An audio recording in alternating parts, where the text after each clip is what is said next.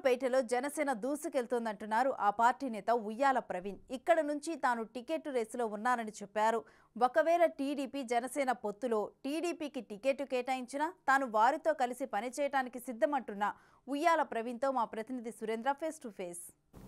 పవన్ కళ్యాణ్ ఇన్స్పిరేషన్తో రాజకీయాల్లోకి వచ్చి 2019 సంవత్సరంలో జరిగినటువంటి సార్వత్రిక ఎన్నికల్లో జనసేన పార్టీ నుంచి సూలూరుపేట నియోజకవర్గంలో పోటీ చేసి ఓటమి పాలైనా ఎక్కడా నిరుత్సాహపోకుండా కృంగిపోకుండా ప్రతిరోజు ప్రజల సమస్యలు తెలుసుకుంటూ ప్రజల సమస్యలకై పోరాడుతూ ఉన్నటువంటి వ్యక్తి ఉయ్యాల ప్రవీణ్. సూలూరుపేట నియోజకవర్గంలో ప్రస్తుతం జనసేన పార్టీ తరపున ఇన్ఛార్జిగా ఉన్నటువంటి ప్రవీణ్ సూలూరుపేట నియోజకవర్గంలో జనసేన పార్టీ పరిస్థితులు ఏ విధంగా ఉన్నాయి, ఆయన రాజకీయాల్లోకి రావడానికి గల కారణాలు ఏమిటి, ఎవరి ఇన్స్పిరేషన్తో రాజకీయాల్లోకి వచ్చారు వంటి అంశాలతో మనతో మాట్లాడేందుకు ఉయ్యాల ప్రవీణ్ మనతో పాటు ఉన్నారు. ఒకసారి ఆయన మాటల్లోనే మనం అడిగి తెలుసుకుందాం. సార్ నమస్తే. మీరు రాజకీయాల్లోకి రావడానికి ఎలాంటి పరిస్థితులు మిమ్మల్ని ప్రభావితం చేశాయి? ముఖ్యంగా రాజకీయాల్లోకి రావడానికి నాకు ఇన్స్పిరేషన్ ఎవరంటే పవన్ కళ్యాణ్ గారు.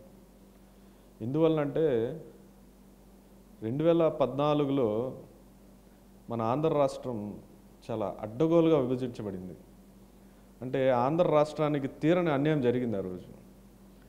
అలాంటి పరిస్థితుల్లో ఆంధ్రప్రదేశ్లో ఉన్న ప్రతి ఒక్క యువకుడు మనకు అన్యాయం జరిగిపోతుంది, ఎవరిని అడగాలి? ప్రతి ఒక్క రాజకీయ నాయకులు వాళ్ళ స్వలాభం కోసం విభజనని ప్రోత్సహించారు, కొంతమంది సైలెంట్గా అయిపోయారు. కానీ మన గొంతు ఎవరు వినిపిస్తారు, మన గొంతు పైదాకా ఎవరు వినిపిస్తారు, మన బాధను ఎవరు వినిపిస్తారు అని అటువంటి సమయంలో పవన్ కళ్యాణ్ గారు బయటకు రావడం జరిగింది. పవన్ కళ్యాణ్ గారు బయటకు వచ్చి జనసేన పార్టీ స్థాపించి ఆంధ్ర రాష్ట్రంలోని ప్రతి ఒక్క యువకుడి గొంతుకై ఆ రోజు ఆయన ఆంధ్ర రాష్ట్రానికి తీరని అన్యాయం జరిగిందని చెప్పి ఆ రోజు ఆయన ప్రజలకి కానీ ఆ రోజున్న సెంట్రల్ స్టేట్ గవర్నమెంట్లకి ఆయన గొంతును వినిపించడం జరిగింది. అప్పటికే నేను పవన్ కళ్యాణ్ గారికి వ్యక్తిగతంగా సినిమాల పరంగా కన్నా వ్యక్తిగతంగా ఒక మంచి అభిమాని. అలాంటి సమయంలో పవన్ కళ్యాణ్ గారే నేను అభిమానించే నాయకుడే ఒక పార్టీ పెట్టి ప్రజల యొక్క సమస్యల గురించి ఆంధ్ర రాష్ట్ర యువత గురించి ఆయన ఆ రోజు గలం విప్పడం, ఆ రోజు నిజంగా నేను ఇంకా ఎక్కువ ఇన్స్పైర్ అయ్యి నేను కూడా రాజకీయాల్లోకి రావాలి అని పవన్ కళ్యాణ్ గారి పార్టీలో చేరడం జరిగింది. అదేవిధంగా సూలూరుపేట నియోజకవర్గంలో పవన్ కళ్యాణ్ గారిని కలిసి ఒకరోజు సూలూరుపేట నియోజకవర్గం యాస్పిరెంట్గానే నేను కలిసిన, నాకు ఎమ్మెల్యేగా పోటీ చేయడం లేదంటే ఎమ్మెల్యే గెలవడం అవన్నీ కాదు సార్. నేను జనసేన పార్టీలో లాంగ్ రన్లో నేను ట్రావెల్ చేయాలి, మీతో నేను కలిసి నడవాలి, మీ సిద్ధాంతాలు మీ భావజాలాలు వీటిని బలపరుస్తూ నేను సూలూరుపేట నియోజకవర్గంలో పనిచేయాలి. కాబట్టి మీరు ఎటువంటి బాధ్యత నాకు అప్పచెప్పినా నేను జనసేన పార్టీ కోసం పనిచేస్తానని ఆ రోజు పవన్ కళ్యాణ్ గారిని కలవడం జరిగింది. ఆయన నా పని నేను చేసుకుంటూ వెళ్ళాను. సూలూరుపేట నియోజకవర్గంలో ఎన్నో సేవా కార్యక్రమాలు ప్రజల్లో తిరగడం మొదలుపెట్టాము. 2019లో ఎమ్మెల్యేగా పోటీ చేసే అవకాశం పవన్ కళ్యాణ్ గారు నాకు ఆ రోజు కల్పించడం జరిగింది. ఆ తర్వాత కూడా మీరు చెప్పినట్టు ఓటమి పాలైనా కూడా జనాల్లోనే ఉంటున్నాము, ప్రజా సమస్యలు తెలుసుకుంటున్నాము, పార్టీ ఇచ్చిన ఆదేశాల ప్రకారము పార్టీ కార్యక్రమాలు కూడా మేము యాక్టివ్గా చేసుకుంటూ ఇప్పుడు జనసేన పార్టీ మరింత సూలూరుపేట నియోజకవర్గంలో మరింత బలపడే విధంగా మేము కానీ మా జనసేన నాయకులు జనసైనికులందరూ కష్టపడడం జరిగింది. అంటే ఇటు ఏపీలో కావచ్చు, సూలూరుపేట నియోజకవర్గంలో కావచ్చు, జనసేన పరిస్థితి ఏ విధంగా ఉందనుకోవచ్చు? ఏపీలో కానీ సూలూరుపేట నియోజకవర్గంలోని జనసేన ముందు కన్నా చాలా బలపడింది. ముఖ్యంగా చెప్పాలంటే ప్రజలు పవన్ కళ్యాణ్ గారిని 2019 తర్వాత ప్రజలందరూ చాలా దగ్గరగా క్లోజ్గా పవన్ కళ్యాణ్ గారిని అబ్జర్వ్ చేయడం జరిగింది. ఆయన రాజకీయాల్లోకి ఎందుకు వచ్చారు, ప్రజాసేవ కోసమే. అతనికి జరగంది ఏం లేదు. పవన్ కళ్యాణ్ గారికి సినిమాలు చేసుకుంటే ఎన్నో 100 కోట్లు ఆయన సంపాదించుకోగలరు. ఆయన సంపాదించుకున్న 100 కోట్లు కూడా ప్రజాసేవ ఖర్చు పెట్టడం మీకు తెలియదు ఏం కాదు. రైతుల కోసం, నష్టపోయిన కౌలు రైతుల కోసం, ఆత్మహత్య చేసుకున్న కౌలు రైతులకు వాళ్ళ కుటుంబాలకి దాదాపు 3000 కుటుంబాలకి ఒక్కొక్క కుటుంబానికి ₹1,00,000 చొప్పున ఆయన సొంత డబ్బులు ఖర్చు పెట్టడం జరిగింది, 30 కోట్ల వరకు. అట్లా ఆయన చేస్తున్న సేవా కార్యక్రమాలు ప్రజల పట్ల, సమాజం పట్ల ఆయనకున్న ఒక రెస్పాన్సిబిలిటీని ప్రజలందరూ గమనిస్తున్నారు. అంటే 2014లో 2019లో ఉన్న పరిస్థితులు వేరు. 2024కి వచ్చేసరికి ప్రజలు పవన్ కళ్యాణ్ గారిని ఒకసారి చూడాలి అని ఆలోచన అయితే ప్రజల్లో మొదలైంది. అయితే పవన్ కళ్యాణ్ గారు ఆంధ్ర రాష్ట్ర భవిష్యత్తు దృష్టిలో పెట్టుకొని ఏదైతే ఇప్పుడున్న ఈ వైసీపీ రాక్షస పరిపాలనని ఆంధ్ర రాష్ట్రం నుంచి తరిమేయాలంటే వైసీపీ వ్యతిరేక ఓటు చీలకూడదు, లేదంటే వైసీపీ వ్యతిరేక ఓటు చీలి రేపు పొరపాటున వైసీపీ ప్రభుత్వం వచ్చిందంటే ఆంధ్ర రాష్ట్రం ఇంకొక 20 ఏళ్ళు వెనక్కి వెళ్ళే పరిస్థితి ఉంది. ఇక్కడ ఉన్న ప్రజలు కూడా ఎక్కడో వేరే రాష్ట్రాలకు వలస వెళ్ళి బతికాల్సిన పరిస్థితి ఈరోజు వైసీపీ ప్రభుత్వం మన ఆంధ్ర రాష్ట్రాన్ని తీసుకొచ్చింది. అలాంటి పరిస్థితి మళ్ళీ రాకూడదని ఆంధ్ర రాష్ట్ర భవిష్యత్తు కొరకు పవన్ కళ్యాణ్ గారు తెలుగుదేశం పార్టీతో పొత్తు పెట్టుకోవడం జరిగింది. మేము బలంగా ఉన్నాం, రానున్న ఎన్నికల్లో గెలుస్తాం ఖచ్చితంగా. అంటే మీరు జనసేన పార్టీ బలంగా ఉందని చెప్తున్నారు. ఇటు సూలూరుపేట నియోజకవర్గంలో వచ్చేటువంటి ఎన్నికల్లో ఎలాంటి ప్రభావం చూపిస్తుంది అనుకుంటున్నారు? సూలూరుపేట నియోజకవర్గంలో కూడా వచ్చే ఎన్నికలు ఖచ్చితంగా జనసేన టీడీపీ గెలుపు దాదాపు ఖాయమైనట్టే. కాకపోతే మేము చేయాల్సిన కొన్ని గ్రౌండ్ వర్క్స్ ఉన్నాయి.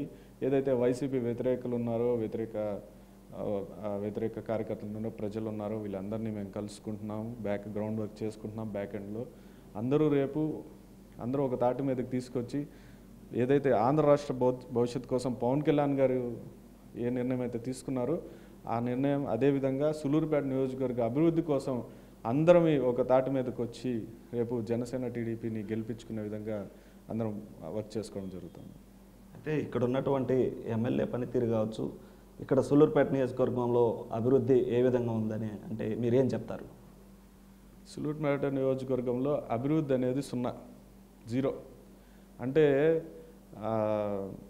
రాష్ట్రంలోనే 3వ స్థానంలో అత్యధిక మెజారిటీతో గెలిచిన మన స్థానిక ఎమ్మెల్యే సంజయ్ గారు అభివృద్ధిని మాత్రం అంటే అంతమంది ఓట్లేసి గెలిపించిన సంజయ్ గారు అందరు మనుషులా కాకుండా కొందరు మనిషి అయిపోయారు.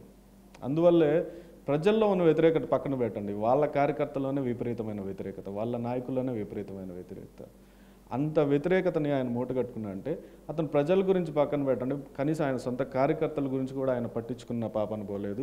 ఇంకా సూలూరుపేట నియోజకవర్గ అభివృద్ధి అంటే ఇంకా దాని గురించి అసలు మనం డిస్కస్ చేయాల్సిన పనే లేదు. ఇక్కడ అభివృద్ధి అంటే జరిగింది ఏంటంటే గ్రావెల్ దోపిడీ చేసేవాళ్ళు అభివృద్ధి చెందారు, ఇసుక దోపిడీ చేసేవాళ్ళు అభివృద్ధి చెందారు, రియల్ ఎస్టేట్ మాఫియా చేసేవాళ్ళు అభివృద్ధి చెందారు. కానీ సామాన్య ప్రజలు, మిడిల్ క్లాస్ ప్రజలు, పేద ప్రజలు కానీ, యువత వాళ్ళకి ఉద్యోగాలు కానీ ఏది కూడా అన్నీ 0. అంటే మీరు అభివృద్ధి చెందలేదని అంటున్నారు, అదేవిధంగా ఇసుక, గ్రావిలు ఇలాంటి మాఫియా జరిగింది అంటున్నారు. మీరు జనసేన పార్టీ నుంచి సూలూరుపేట నియోజకవర్గ ఇన్ఛార్జిగా ఉన్నారు, వీటిపైన ప్రశ్నించిన సందర్భాలు కానీ ఏమైనా ఉన్నాయా? ప్రతిసారి మేము ఎంత ప్రశ్నించి ఏం లాభం, అధికారము వాళ్ళ చేతిలో ఉంది, పోలీసులు వాళ్ళ చెప్పు చేతిలో నడుస్తున్నారు. మేము ప్రశ్నిస్తాం, అడ్డుకుంటాం, పక్క రోజు తీసుకెళ్ళి మమ్మల్ని స్టేషన్లో కూర్చోబెడతారు. ఎంత మనం ప్రశ్నించినా అది ఆ దోపిడీకి అలవాటు పడ్డ ఈ వైసీపీ ప్రభుత్వం, వైసీపీ కొంతమంది ఈ దోపిడీ చేస్తున్న కొంతమంది నాయకులు వీళ్ళు ఆగట్లేదు. వీళ్ళు బెదిరింపులు పాల్పడ్డారు, మా కార్యకర్తలను చాలామందిని బెదిరించారు, నన్నే ఒకరోజు స్టేషన్లో కూర్చోబెట్టడం జరిగింది. ఇవన్నీ మేము ఎదుర్కొంటూ పోరాటం చేసుకుంటూ వస్తున్నాం. కాకపోతే ఇది ఆపగలగమా లేదా అనేది సెకండరీ. ప్రజలు మాత్రం మమ్మల్ని చూస్తున్నారు, మేము ఎంత మాత్రం గట్టిగా ఉన్నాం, ఎంత మాత్రం పోరాడుతున్నాము. ఇది ఎప్పుడు కూడా నేచురల్ రిసోర్సెస్ అనేవి ఒకరికి చెందినవి కాదు, ఒక వ్యక్తికి చెందినవి కాదు. పవన్ కళ్యాణ్ గారు చెప్పినట్టు ప్రకృతిని మనం కాపాడాలి, ప్రకృతిని కాపాడుకుంటూ అభివృద్ధి చేసుకోవాలి. వీళ్ళు ప్రకృతిని మొత్తం దోచేసి వాళ్ళ సొంత జేబుల్లో డబ్బులు నింపుకుంటున్నారు. అలాంటి ఒక వినాశకరమైన పరిపాలన ఈరోజు సూలూరుపేట నియోజకవర్గంలో జరుగుతుంది. మరి ప్రజా తీర్పు ఏ విధంగా ఉందని మీరు భావిస్తున్నారు సూలూరుపేట నియోజకవర్గంలో? ప్రజా తీర్పు అంటే ప్రజలు చాలా ఆసక్తిగా వెయిట్ చేస్తున్నారు. 2024 ఎన్నికలు ఎప్పుడెప్పుడు వస్తాయా, బయటికి చెప్పకుండా మనసులో దాచిపెట్టుకొని జనసేన టీడీపీకి ఎప్పుడెప్పుడు ఎన్నికలు వస్తాయా, ఎప్పుడెప్పుడు జనసేన టీడీపీకి ఓటేద్దామా అని ప్రజలు సిద్ధంగా ఉన్నారు సూలూరుపేట నియోజకవర్గం. అయితే గత 10 ఏళ్ళుగా ఇక్కడ వైసీపీ ప్రభుత్వం పాతుకుపోయి ఉంది, కిలివేటి సంజీవ ఎమ్మెల్యేగా ఉన్నారు, అభివృద్ధి జరగలేదంటున్నారు. మరి ఎలాంటి అభివృద్ధి కార్యక్రమాలు వచ్చేటువంటి సార్వత్రిక ఎన్నికల్లో టీడీపీ జనసేన కూటమిగా పనిచేస్తున్నారు? ఒకవేళ ఇక్కడి నుంచి టీడీపీ గెలిస్తే ఎలాంటి అభివృద్ధి కార్యక్రమాలు చేపడితే బాగుంటుందని మీరు అనుకుంటున్నారు? మొట్టమొదటి బేసిక్ ఇన్ఫ్రాస్ట్రక్చర్ అండి. ఒక కాన్స్టిట్యున్సీలో డెవలప్మెంట్ అంటే మెయిన్ హాస్పిటల్స్, మంచి ఎడ్యుకేషనల్ ఇన్స్టిట్యూట్స్, మంచి కంపెనీస్,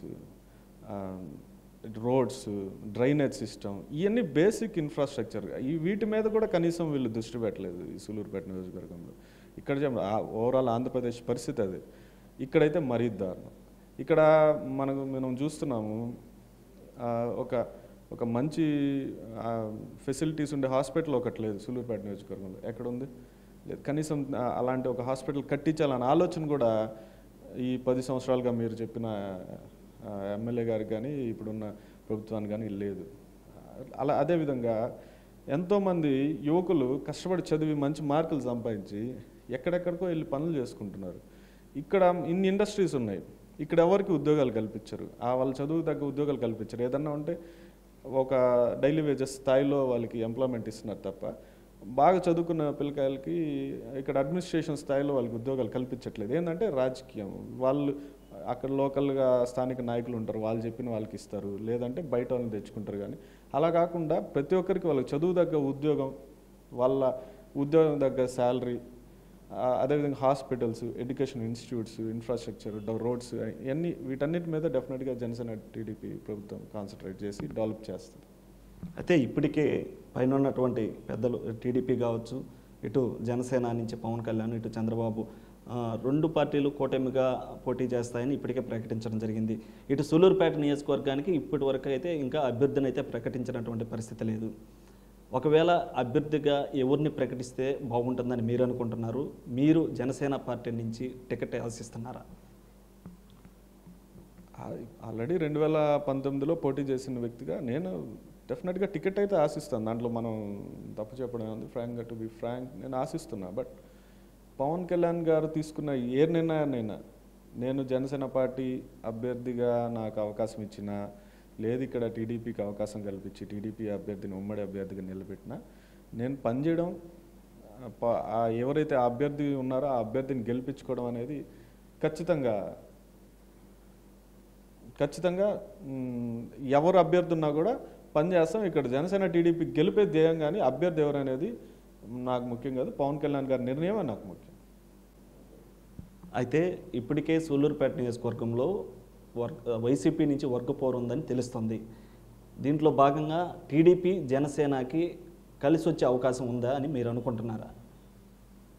అంటే వాళ్ళ వర్గపోరుని మేము అడ్వాంటేజ్గా తీసుకుంటామని మేము చెప్పం, కానీ ప్రజల్లో అయితే మాకు బలం ఆల్రెడీ జనసేన టీడీపీ పొత్తుకి ఆల్రెడీ మాకు ఒక బలం అనేది ఉంది. వాళ్ళ వర్గపోరు అనేది అదొక మాకు అడిషనల్ అడ్వాంటేజ్ అవ్వచ్చు, అవ్వకపోవచ్చు కూడా. కానీ ప్రజల్లో అయితే మాత్రం గట్టిగా జనసేన టీడీపీ పొత్తుకి మద్దతు ఉంది, చాలా గట్టిగా ఉంది. అయితే ఏపీలో జనసేనకి ఎన్ని సీట్లు వచ్చే అవకాశాలు ఉన్నాయి అనుకుంటున్నారు మీరు? ఇది నా పరిధిని మించి అవుట్ ఆఫ్ సిలబస్ క్వశ్చన్. ఇది జనసేనకి ఎన్ని సీట్లు కేటాయిస్తారు మీకంటూ ఒక అంచనా ఉంటుంది కదా, ఇన్ని సీట్లు వస్తే బాగుంటుంది అనేది మీకంటూ ఒక అంచనా ప్రకారం? అంచనా ఉండొచ్చు, అది నేను మీడియా ముఖంగా చెప్పకూడదు కూడా. డెఫినెట్గా మాకు కొన్ని ఖచ్చితంగా ఒక మంచి బలమైన సీట్లు, బలమైన మంచి నెంబర్ రావాలని కోరుకుంటాను జనసేన పార్టీ లీడర్ని కాబట్టి, జనసేన పార్టీ నాయకుడిగా, ఇన్ఛార్జిగా.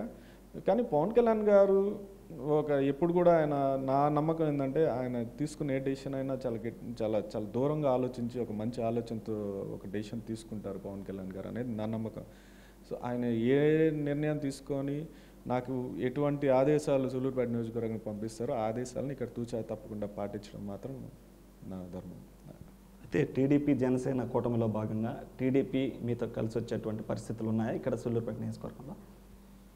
కలిసి వస్తారు ఖచ్చితంగా. జనసేన టీడీపీకి పొత్తు ఖరారైన వెంటనే తెలుగుదేశం పార్టీ నాయకులు కూడా నన్ను మీటింగ్లకు ఆహ్వానించడం జరిగింది.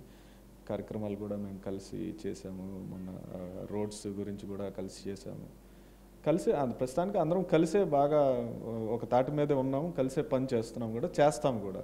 గెలుపు జనసేన టీడీపీ అభ్యర్థిని గెలిపించుకునే వరకు, ఆ తర్వాత సూలూరుపేట నియోజకవర్గాన్ని అభివృద్ధి చేసుకునే వరకు కలిసే ఉంటాం.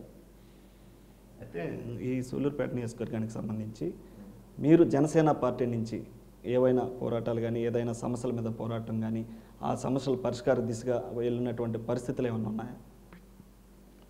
ఇక్కడ మీరు ఇంతకుముందే మీరు ఇసుక గ్రావెల్ మాఫియా గురించి కూడా అడిగారు. అలాంటి సమస్యలు చాలా ఉన్నాయి. మేము ఎన్నో సమస్యల్ని మేము అడ్రస్ చేయడం జరిగింది సూలూరుపేట నియోజకవర్గంలో. సమస్య పరిష్కారం అనేది మా మా చేతిలో ఉండదు, ఎందుకంటే అధికార పార్టీ ఉంటుంది. ఏదో చిన్న చిన్న సమస్యలు ఏదైనా అడ్రస్ చేస్తే అలాంటివి ఏదైనా క్లియర్ అయి ఉండొచ్చు, కానీ పెద్ద సమస్యలు అయితే ఏవి సూలూరుపేట నియోజకవర్గంలో ఇప్పుడు దాకా మేము ఫైట్ చేసి గమనం అయిపోయింది తప్ప గవర్నమెంట్ అయితే ఆ సమస్యల్ని సాల్వ్ చేసింది లేదు. అంటే టీడీపీ జనసేన కూటమిలో భాగంగా సూలూరుపేట నియోజకవర్గానికి ఏ అంశాలతో ముందుకెళ్తారు, ఏ అంశాలు మీ గెలుపుకి దోహదపడతాయని మీరు అనుకుంటున్నారు? మొట్టమొదటి పాయింట్ ఏంటంటే వైసీపీ ప్రభుత్వం ఒక వైఫల్యమే మా గెలుపుకు దోహదపడుతుంది. అదేవిధంగా స్థానిక ఎమ్మెల్యే వైఫల్యాలే మా ఈ గెలుపుకి దోహదపడతాయి. ఇక్కడ చూసాం సూలూరుపేట నియోజకవర్గంలో మీకు ఇందాక చెప్పినట్టు ఒక మంచి రోడ్స్ కానీ మంచి ఇన్ఫ్రాస్ట్రక్చర్ ఏమీ లేదు. కనీసం వాటి మీద దృష్టి సారించాలని ఒక ఆలోచన కూడా ప్రజల మంచి కోసం ఇలా ఒక పని చేద్దాం, ఒక అభివృద్ధి కార్యక్రమం చేద్దాం, ఇది చేస్తే ప్రజలకు మంచి జరుగుతుంది అని అలాంటి ఆలోచన కూడా ఇక్కడ ఉన్న వైసీపీ నాయకుల్లో లేదు. అలాంటి పరిస్థితుల్లో వీళ్ళ వైఫల్యాలు మా గెలుపుకి ఖచ్చితంగా దోహదపడతాయి. అదేవిధంగా పవన్ కళ్యాణ్ గారు, చంద్రబాబు నాయుడు గారు, పవన్ కళ్యాణ్ గారు లాంటి నిస్వార్థమైన రాజకీయ ఒక నాయకుడు కానీ, చంద్రబాబు నాయుడు గారు లాంటి ఒక విజనరీ లీడర్ కానీ, వీళ్ళిద్దరి కలయిక కూడా ఒక మంచి అడ్వాంటేజ్ అవుతుంది రేపు మా గెలుపుకి. ఎలాంటి నినాదంతో వచ్చే సార్వత్రిక ఎన్నికల్లో ప్రజల ముందుకు వెళ్తారు మీరు? ఒకటే నినాదం, మనం సూలూరుపేట నియోజకవర్గం కానీ ఆంధ్ర రాష్ట్రం కానీ జనసేన టీడీపీ గెలుపు, ఆంధ్ర రాష్ట్ర అభివృద్ధికి మలుపు, అదే మా నినాదం.